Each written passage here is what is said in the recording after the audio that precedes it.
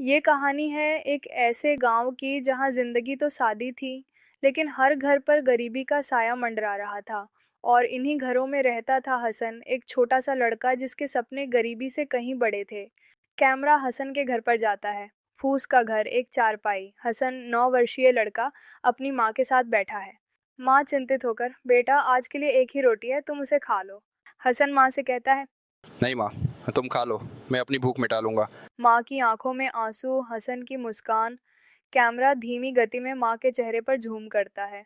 अगली सुबह बच्चे स्कूल जा रहे हैं। रंग बिरंगे बैग, किताबें, हंसी।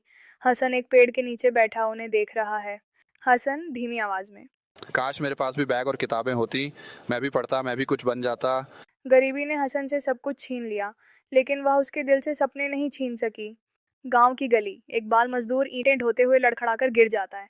बाल मजदूर रोते हुए। मेरा हाथ जल गया। हसन दौड़कर उसे उठाता है और धूल झाड़ता है। हसन सहानुभूतिपूर्वक। चिंता मत करो, मैं तुम्हें घर छोड़ दूंगा। बाल मजदूर मुस्कुराते हुए।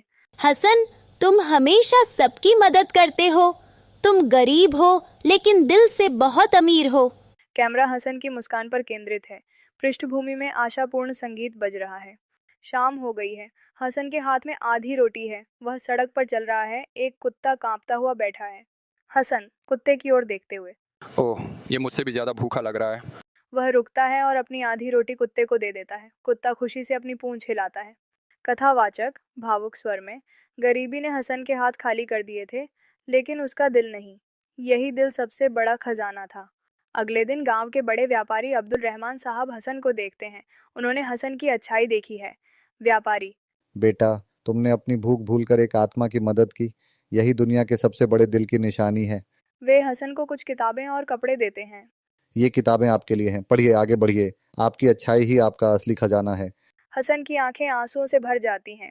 हसन रात में दिया जलाकर पढ़ रहा है। वह खेतों में काम करता है, फिर किताब खोलता है।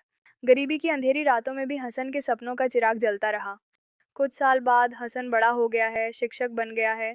वह स्कूल में बच्चों को पढ़ाता है। हसन कक्षा के बच्चों से।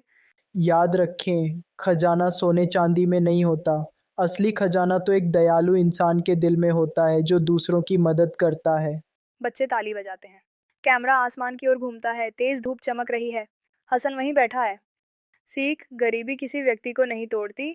दया और करुणा हमेशा व्यक्ति को ऊपर उठाती है।